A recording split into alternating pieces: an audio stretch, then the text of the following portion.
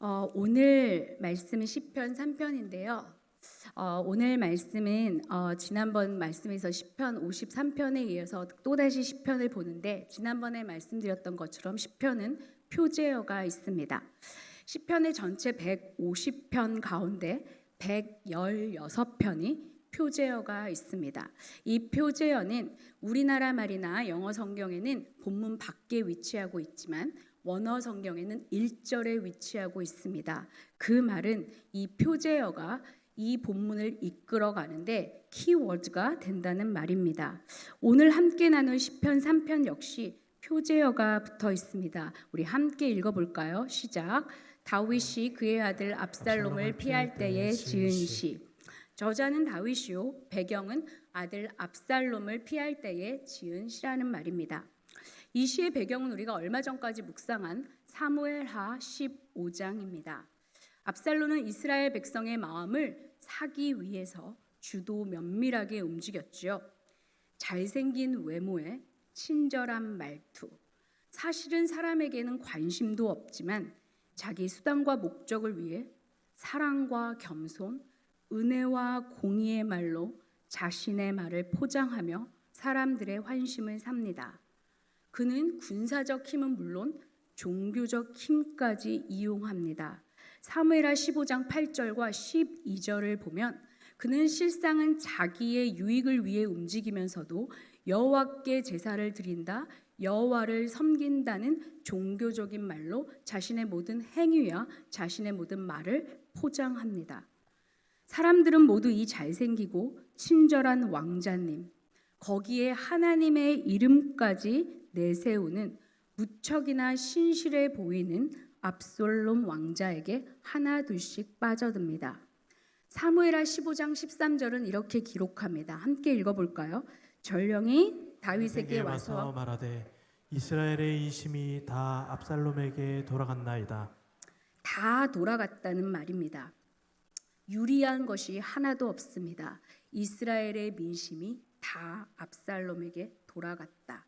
그래서 지금 당장 일어나 피하지 않으면 단 한 사람도 목숨을 구하지 못할 것이라고 사무엘하 15장 14절은 기록하고요. 15장 30절은 똑같이 다윗은 울면서 맨발로 머리를 숙이고 도망했다고 기록합니다. 그러니까 이 시편 3편은 급박한 순간에 다윗이 기도한 내용입니다. 우리는 누구나 급박한 상황을 만나면 기도합니다. 그러나 모든 기도가 진짜 기도는 아닙니다. 저는 오늘 본문에 의지해서 정말 기도가 진짜 기도가 되려면 어떻게 해야 할까를 함께 나누고자 합니다.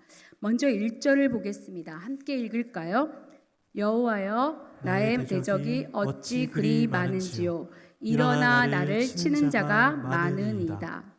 다윗의 첫 마디는 여호와여입니다.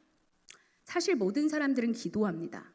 힌두교인은 브라마 비슈누 시바 신에게 기도하고, 이슬람 교인은 알라 신에게 기도합니다.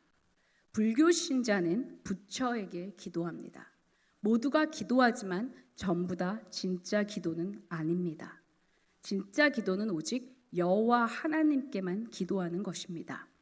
다윗이 불렀던 여호와의 이름은 바로 아도나이인데요. 이 아도나이는 종과 주인의 관계를 뜻하는 말입니다. 지난번에 시편 54편을 보면서 말씀드렸듯이 종과 주인의 관계는요, 먼저 주인이 두 가지를 제공해야 한다는 것을 염두에 두고 있습니다. 첫째는 종의 생활 필수품을 다 제공해야 하고, 두 번째, 종이 자기에게 맡겨진 임무를 수행할 수 있도록 훈련하는 것, 이것이 선행되어야 종과 주인의 관계가 고대 근동에서는 형성됩니다. 또한 유대인들에게 이 여호와라는 말은요, 언약의 하나님, 나와 말씀하신 언약을 철저히 이루어 가신 하나님을 얘기할 때 여호와라는 말을 썼습니다. 그러니까 다윗은 자기 주인 아도나이면서 이 주인이 자기와의 언약을 지켜나간다, 그 하나님의 이름을 부르고 있다는 말입니다. 그러면서 그는 자기 상황을 아뢰입니다. 대적이 많은데 그 많은 대적이 모두 자기의 목숨을 노리고 있다는 말입니다. 그런데 여러분, 왜 다윗이 고난을 당할까요?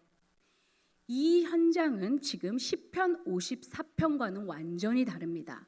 시편 54편은 다윗이 억울하게 누명을 쓰고 쫓기고 있는 상황입니다.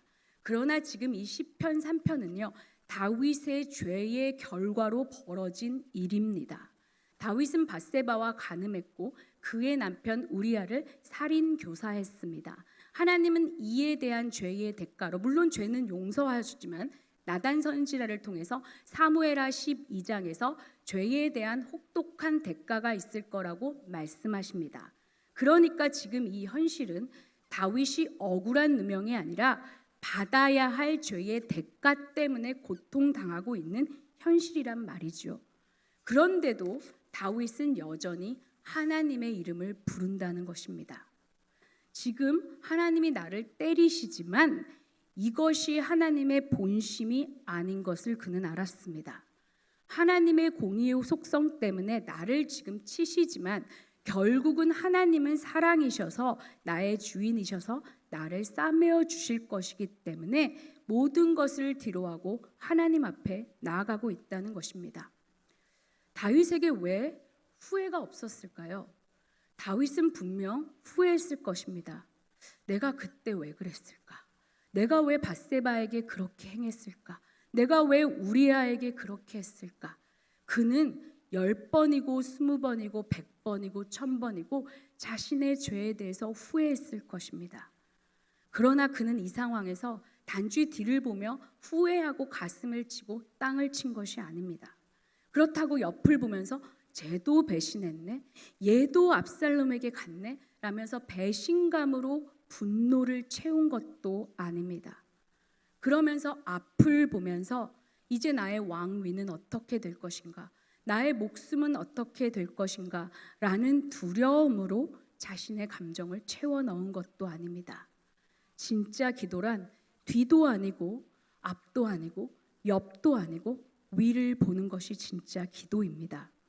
우리 역시 앞을 보면 답이 없습니다. 두렵습니다. 나의 은퇴 후의 생활은 어떨까? 나의 자녀는 어떻게 될까? 결혼은 할 수 있을까? 집은 장만할 수 있을까? 두려움들이 엄습해 옵니다. 옆을 보면 어떤가요? 어떤 사람은 앞에 가고 어떤 사람은 뒤에 섭니다. 쓸데없는 열등감과 쓸데없는 우월감만이 우리의 감정을 파고들 뿐입니다. 뒤를 돌아보면 어떻습니까? 수많은 인생의 후회들이 남습니다. 그러나 그는 위를 보았습니다. 설사 나의 잘못과 실수 때문에 벌어진 일이라 할지라도 그는 그저 대가를 받고 견디겠다라고 생각한 것이 아닙니다. 기도는 자격이 아니라 은혜로 하는 것입니다. 내가 자초한 고통이라고 할지라도 그것 때문에 내가 지금 마땅한 벌을 받고 있다 하더라도 값없이 베푸시는 여호와 이름을 부르며 나가는 것입니다. 우리는 기도할 때 이런 말을 흔히 합니다. 저는 평소에 기도도 안 하고 신앙생활도 제대로 못했어요. 그런데 어려움이 생기면 주님 앞에 나가기가 좀 면목이 없어요. 기도는 우리의 이름을 걸고 하는 것이 아닙니다. 기도는 예수의 이름을 걸고 하는 것입니다. 그렇기 때문에 이러한 자격 논쟁에 우리가 휩싸일 필요가 없습니다. 우리 함께 히브리서 4장 16절 함께 읽을까요? 시작. 그러므로 우리는 긍휼하심을 받고 때를 따라 돕는 은혜를 얻기 위하여 은혜의 보좌 앞에 담대히 나아갈 것이니라. 네, 기도는 단지 은혜를 얻기 위해 주께 나가는 것입니다. 예수의 이름을 걸고 하기 때문에 나의 나됨이 아니라, 나의 과거가 아니라, 나의 죄성이 아니라, 나의 잘못이나 연약감을 그대로 가지고 그저 은혜에 의지하여 나가는 것이 기도라는 말입니다. 두 번째 2절을 보겠습니다. 2절을 함께 읽을까요? 시작. 많은 사람이 나를 대적하여 말하기를 그는 하나님께 구원을 받지 못하나이다. 셀라. 다윗을 싫어하는 이들이 얼마나 많았냐면 1절과 2절에서 다윗이 대적을 언급할 때마다 많은이라는 형용사를 붙입니다. 그런데 1절에서는 그 많은 대적이 일어나 자기를 죽이려고 한다는 것입니다. 육체적인 죽음에 대한 두려움입니다. 2절에서는요. 그 많은 대적들이 자기에게 함부로 말했기 때문에 자기 마음이 죽을 것 같다는 말입니다. 심리적인 고통입니다. 그러니까 육신도 죽을 것 같고 말로 인해서 마음도 죽을 것 같다는 말입니다. 사람들은 계속해서 다윗에게 하나님이 너를 버렸어. 다시 말하면 너의 죄 때문에 하나님이 너를 절대 구원해 주지 않을 거야 라고 말합니다. 그러면서 다윗의 마음을 후벼 파고 있습니다. 그런데 사실 이러한 말은 내가 하나님의 자리에 앉아 있는 것입니다. 사람들은 너가 그때 그렇게 하면 안 됐지. 너는 선을 넘었네. 너가 교만했을지도 몰라. 우리가 알지 못하는 죄가 있을지도 몰라 하며 고난을 당하는 사람을 향해 하나님 자리에 앉는 것을 너무나 좋아합니다. 그러나 저와 여러분은 이래서는 안 됩니다. 우리는 그저 아픈 사람과 고난 당하는 형제 자매를 보면 그저 옆에 가서 앉아 있어주면 됩니다. 추측하며 말을 내뱉고 섣부른 충고를 하며 2번 죽여서는 안 됩니다. 예나 지금이나 신기한 것은 어디나 언제나 이런 사람들이 늘 존재한다는 것입니다. 스스로 하나님 자리에 앉아 모든 것을 아는 것처럼 정죄하며 판단하며 추측하기를 즐겨합니다. 그렇기 때문에 우리는 이러한 말에 휘둘릴 필요가 없습니다. 어떻게 휘둘릴 필요가 없을까요? 다윗처럼 하나님 앞으로 가져가면 됩니다. 주님께 일러 바치면 그만입니다. 이미 모든 것을 아시고 다 보고 계시고, 그러나 그것이 비록 나의 연약함과 죄 때문에 일어난 일이라 할지라도 기도는 자격으로 하는 것이 아니기 때문에 주님 앞에 가서 고하는 것, 이것이 바로 진짜 기도란 말입니다. 내 귀에 남아있는, 그래서 내 감정을 가슴을 후벼 파는 사람들의 말과 행동과 눈빛과 모션들을 그저 하나님 앞에 가지고 나가서 고하면서 하나님 앞에 이르는 것, 이것이 바로 진짜 기도입니다. 그런데 여기서 진짜 흥미로운 것은 셀라라는 말이 뒤에 있다는 말입니다. 제가 지난번 시편 53편을 설교하면서 셀라라는 말은 포즈, 멈춤, 혹은 간주, 1절과 2절 사이에 바로 들어가는 것이 아니라 잠시 쉬면서 음악적인 뭔가를 연주하는 것이라고 말씀드렸습니다. 왜 다윗이 그럼 이 말을 하고 멈추었을까요? 어쩌면 그가 자기 상황과 사람들의 말을 하나님께 고하다 보니까 눈물과 콧물이 범벅되어 더 이상 말을 이어갈 수 없었을지도 모릅니다. 그러나 분명한 것은 다윗은 지금 멈추어서 사람들의 말을 곱씹고 음미하며 현실을 묵상한 것이 절대 아닙니다. 여호와 아도나이, 언약을 지키시고 나의 주인이신 하나님, 그러니까 이 지옥 같은 현실과 독약 같은 사람들의 말이 들릴지라도 여전히 내가 기도하고 있는 분은 언약의 하나님이고 나의 주인이시라는 것을 그는 마음에 새겼던 것입니다. 그랬더니 어떤 일이 벌어지냐면요, 사람들의 말이 내 귀에 남는 것이 아니라 하나님의 약속이 내 귀에 들어오기 시작합니다. 보이는 상황이 지옥 같은 현실이 내 눈에 펼쳐지는 것이 아니라 보이지 않게 하나님이 인도하시는 그 언약의 하나님이 내 눈에 보이기 시작하더라 말입니다. 3절을 보십시오. 함께 읽을까요? 시작. 여호와여, 주는 나의 방패시오 나의 영광이시오 나의 머리를 드시는 자신이라. 우리말 성경에는 없지만 대부분의 영어 성경에는 이 구절은 but, 그러나라는 접속사로 시작합니다. 다시 말하면 많은 대적이 나를 죽이려고 하고 많은 대적이 나에게 비난을 퍼붓지만 그러나 내가 여호와를 묵상했더니 그분은 방패요 머리를 드시는 자료 영광이다라는 말입니다. 반전입니다. 사람들은 지옥 같은 현실에서 다윗에게 계속 독약을 먹입니다. 그런데 이 독약과 지옥 같은 현실은 다윗에게 효력을 발휘하지 못합니다. 왜일까요? 하나님 이름이 더 강했기 때문입니다. 하나님의 능력이 더 세기 때문입니다. 사람의 소리보다 하나님의 약속이 더 크고 지옥 같은 현실보다 하나님의 인도하심이 훨씬 더 강력하다는 말입니다. 우리가 알다시피 다윗은 지금 자기를 죽이겠다고 덤비는 대적에게 쫓겨 수없는 비난을 들이며 도망하고 있습니다. 그런데 이 와중에 내가 기도하는 그분을 생각하니까 주님이 방패요, 영광이요, 머리를 드시는 자라는 진리가 마음에 훅 들어온 겁니다. 방패가 무엇입니까? 사람들이 치려할 때 나를 막아주는 보호장치입니다. 그러면서 그는 하나님이 영광이라고 말합니다. 하나님이 나에게 영광스러운 일을 해주었기 때문에 앞으로 압살롬을 죽이고 나를 다시 왕위에 세워주실 영광스러운 일을 하는 분이기 때문에 영광이 아니라 하나님 자체가 영광이라는 말입니다. 그러니까 이 말이 무슨 말이냐면 앞으로 내 삶에 다시 왕위로 복귀하든 복귀하진 않든 영광스러운 일이 있든 없든 그분 자체가 영광이라는 선포입니다. 그러면서 그는 내 머리를 드는 자라고 선포합니다.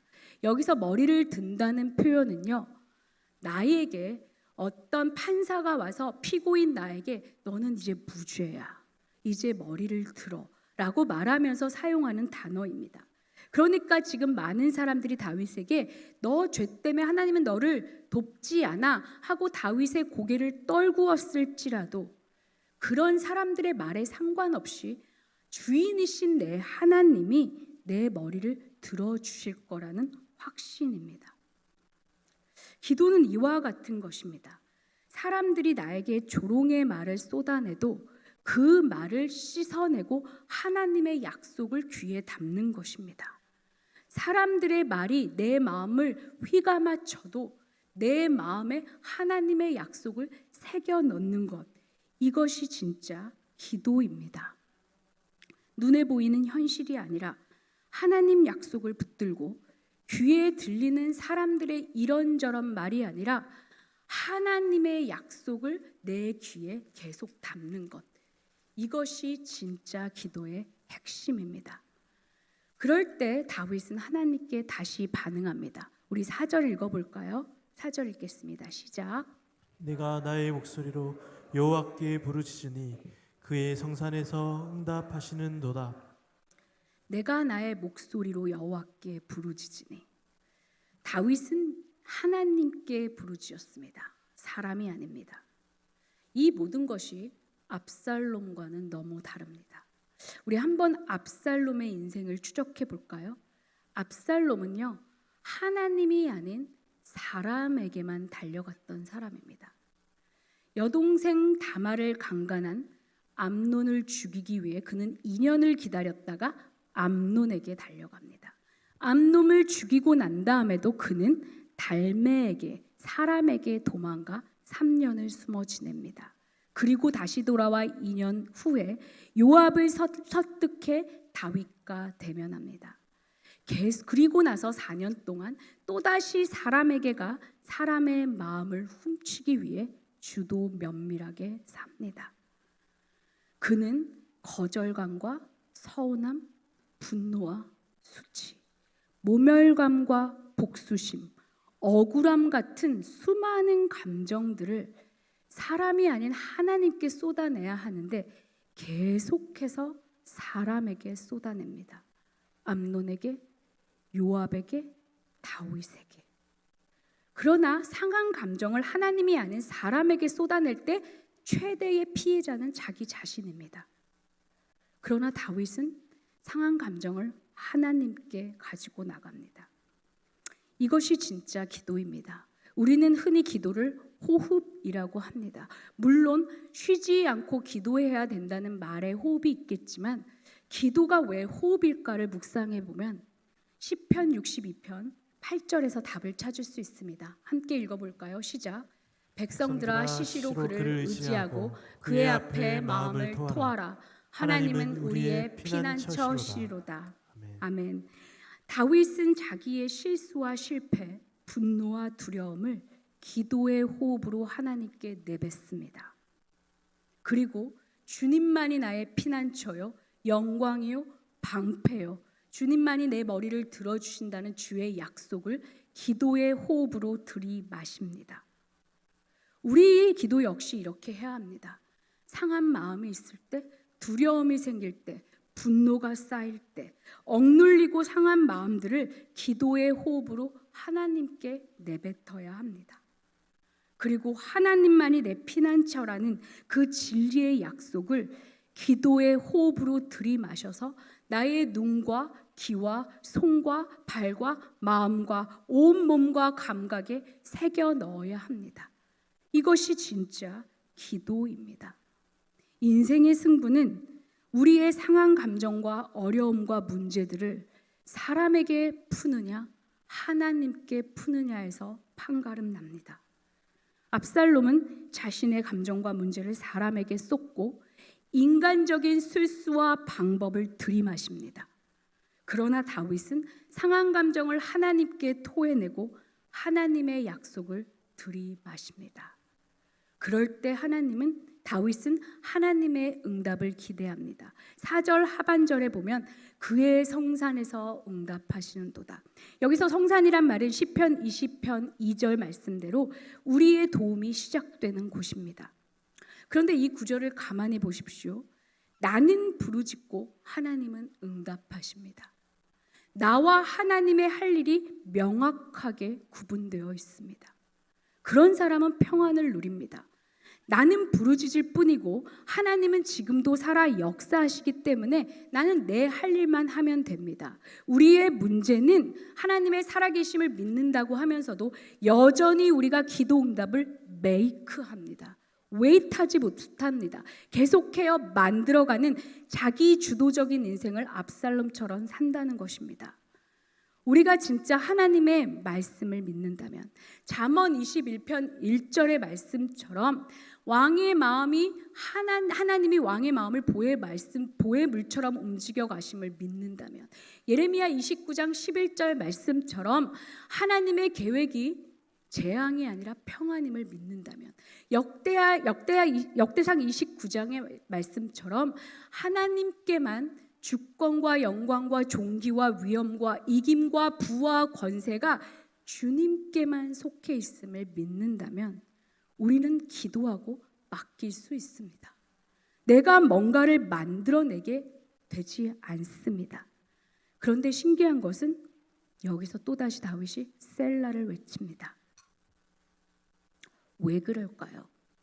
하나님이 영광이요, 방패요, 머리를 들어주시고 내 기도에 응답하지만 지금 다윗의 현실은 전혀 변한 것이 없습니다.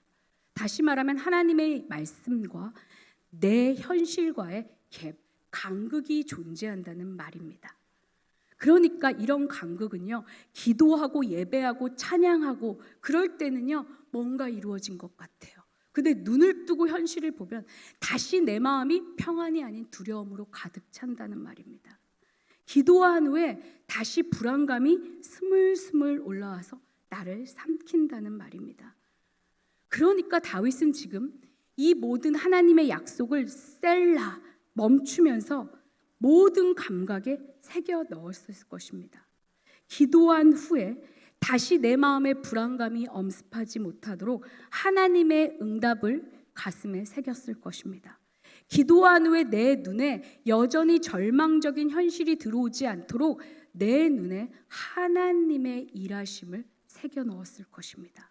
내 귀에 여전히 들리는 사람의 비난과 조롱에 내가 넘어지지 않도록 끊임없이 기도하면서 내 귀에 모든 사람들의 소리가 씻겨 나가고 하나님의 약속만이 남도록 계속하여 자리에 머물면서 하나님의 약속을 새겨 넣었을 것이라는 말입니다. 이것이 진짜 기도입니다.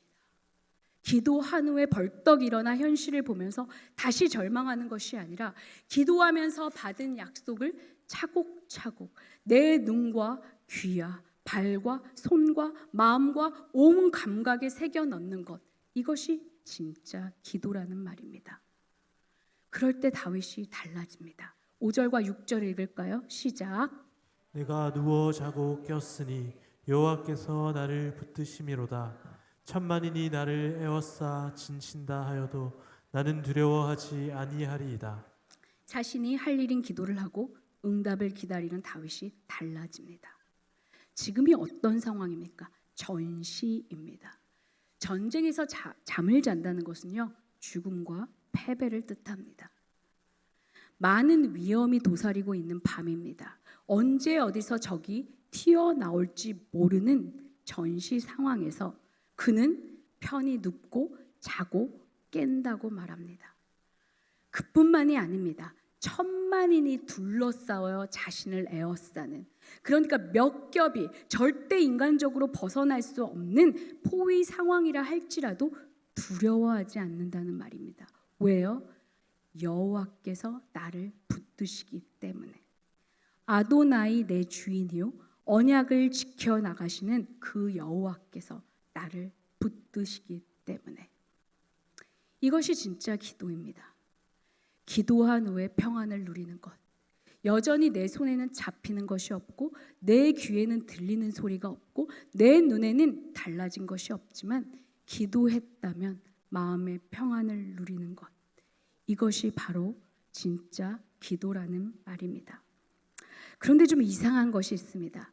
여기서 시편 3편 6절에서 시편이 끝나야 정상입니다. 어려운 상황을 고했고 하나님의 주신 약속을 새기며 이제 나는 편하게 자고 두려워하지 않는다고 하면 여기서 끝나면 됩니다.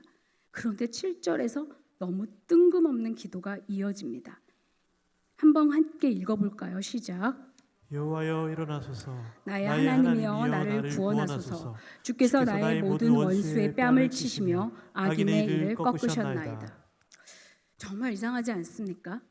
기도하고 하나님이 방패요 영광요 머리를 들어주시는 자고, 그래서 나는 부르짖에 응답하는 그 하나님 때문에 전혀 두렵지 않아. 그래서 난 지금도 잘 자.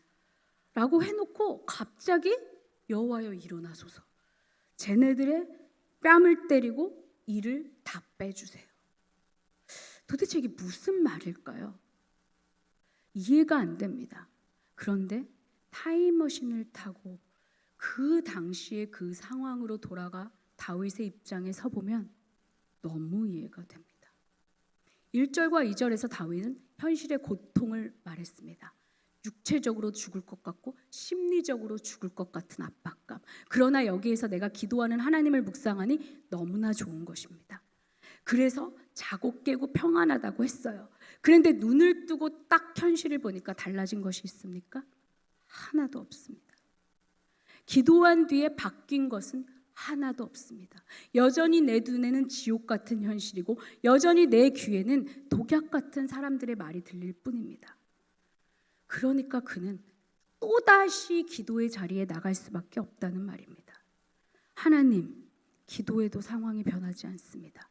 지금 당장 일어나서 저 원수의 뺨을 때리고 이를 꺾어줌으로 주님의 능력을 지금 여기 내 삶에서 보여주세요.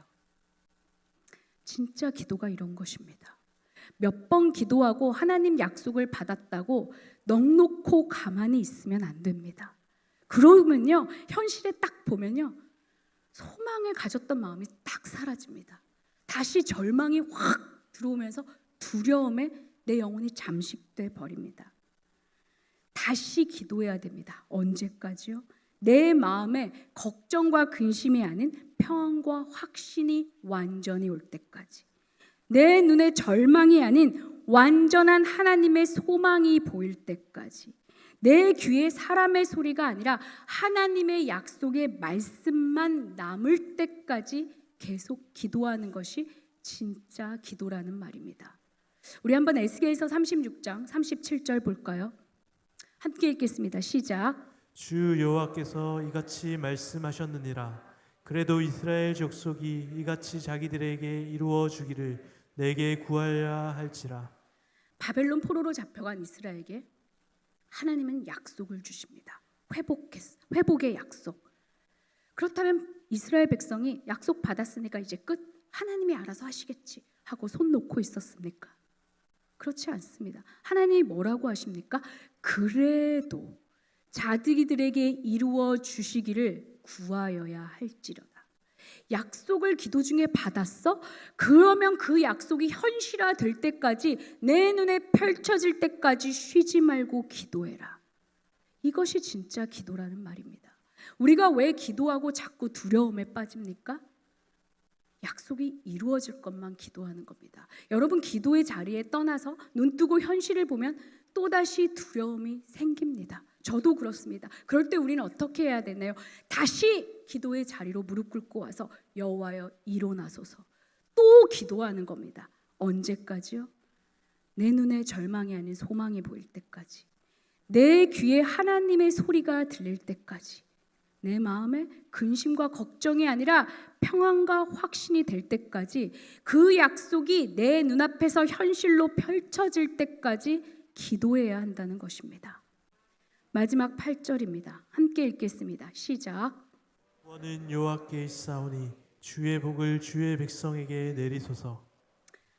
8절은 진짜 기도한 사람의 결론을 보여줍니다. 다윗의 기도가 진짜였다는 것입니다. 다윗은 구원이 여호와께 있음을 선포합니다. 그저 압살롬을 죽여서 나에게 왕위를 복권해 달라는 말이 아닙니다. 응답을 하시는 분은 주님이시기 때문에 언제 어떻게 무엇을 응답하시든 철저히 주님께만 응답이 달려있다는 전적 신뢰요, 전적 순종입니다. 결국 진짜 기도는 내 뜻을 관철시키는 것이 아니라 하나님 뜻을 내 가슴에 새기는 것입니다. 다윗의 기도가 진짜였음을 입증하는 또 다른 구절은 그 뒤에 나옵니다. 주의 복을 주의 백성에게 내리소서. 이 주의 백성이 누구입니까? 사무엘하 15장 13절에 보면 다윗을 등지고 압살롬에게 간 배신자들입니다. 그런데 그들에게 복을 달라니요. 마음에 쓴뿌리가 남고 배신감으로 치를 떨어도 모자랄 판에 주의 백성에게 주의 복을 내려달라니요. 다윗이 가만히 기도하며 하나님을 묵상하니 결국 이 위기와 고난이 자기 잘못으로 인한 것임을 깨달았습니다. 이렇게 진짜 기도하면요, 자기의 허물이 보이기 시작합니다. 그리고 사람에게 관대해질 수 있게 됩니다. 그런데 여기서 왜 또 셀라를 외치는 걸까요? 왜 굳이 기도 끝나고 끝 하고 일어나서 자리를 박차고 나가면 되는데 왜 셀라를 외치면서 가만히 머물고 있을까요? 왜냐하면 이 기도의 결론을 가슴에 새기는 것입니다. 기도 응답은 내가 만들어내는 것이 아니기 때문에, 하나님이 정답이기 때문에 그렇게 행할 것을 자기의 손과 발에 새겨놓는 것입니다. 다윗의 행보를 보십시오. 사무엘하 15장에서 다윗은 제사장들이 언약궤를 가지고 왔을 때 속으로 쾌제를 부르면서 이게 내 정당성을 입증해 줄 거야, 하나님의 임재가 함께 하셔 라면서 좋아하지 않았습니다. 오히려 이 언약궤를 압살롬이 있는 예루살렘으로 가져가라고 명합니다. 왜요? 하나님의 응답을 조작하지 않겠다는 겁니다. 철저히 하나님께만 맡기겠다는 겁니다. 사무엘하 16장에서도 시므이가 다윗을 조롱할 때도 그는 여전히 시므이를 그냥 내버려 둡니다. 기도한 대로, 기도 중 받은 확신대로 하나님께만 의뢰하며 신뢰하며 기도 응답을 만드는 것이 아니라 wait, 철저하게 기다리며 하나님께 신뢰한 것입니다. 이것이 진짜 기도입니다. 진짜 기도했다면 우리는 우리의 잔머리가 작동할 때마다 작동하지 못하게 잡아야 합니다. 내 손발을 묶고 내 방법을 자제해야 합니다. 기도한 후에 셀라를 외치면서 주의 말씀을 가슴과 손과 머리와 귓뿐만 아니라 손과 발과 입에 새겨 넣어야 합니다. 그래서 사람의 말이 아니라 하나님 약속이 내 귀에 남고, 상황이 아니라 하나님이 하실 일이 눈에 남고, 하나님 방법과 뜻만이 성취되도록 나의 마음대로 움직이는 내 손과 발을 말씀에 묶어야 합니다. 그래야 진짜 기도가 됩니다. 말씀을 맡겠습니다. 저는 시편 3편을 통해 이 8구절에서 진짜 기도가 되는 7가지 요소를 살펴보았습니다. 첫째, 진짜 기도는 자격으로 하는 것이 아니라 어떤 상황에도 하나님의 이름을 부르는 것입니다. 둘째, 기도는 모든 것을 내 상황 감정까지도 하나님께 아뢰는 것입니다. 셋째, 기도는 내가 기도하고 있는 분에게 초점을 맞춰 그분이 내 모든 것이 되도록 눈과 귀를 그분에게만 고정하는 것입니다. 넷째, 기도는 내 상한 마음을 내뱉고 하나님의 약속을 들이마시는 호흡입니다. 다섯째, 기도는 내 눈과 귀에 아무것도 보이지 않아도 평안을 누리는 것입니다. 여섯째, 진짜 기도는 절망이 소망이 될 때까지 끝까지 기도 응답이 현실화될 때까지 기도하는 것입니다. 일곱째, 기도는 하나님의 주권에 모든 것을 맡기는 것입니다. 저는 오늘 이 밤 다윗의 시편 3편을 통해 이 기도의 진짜 기도가 되기를 소원합니다. 그래서 상황의 어려움이 아니라 하나님이 누구신지에 내 눈을 맞추고 사람의 소리가 아닌 하나님의 약속에 내 귀를 내어주고 기도하고 또 기도하여 마침내 기도로 승부수를 띄우는 저와 여러분 되기를 소원합니다. 우리 함께 찬양하겠는데요.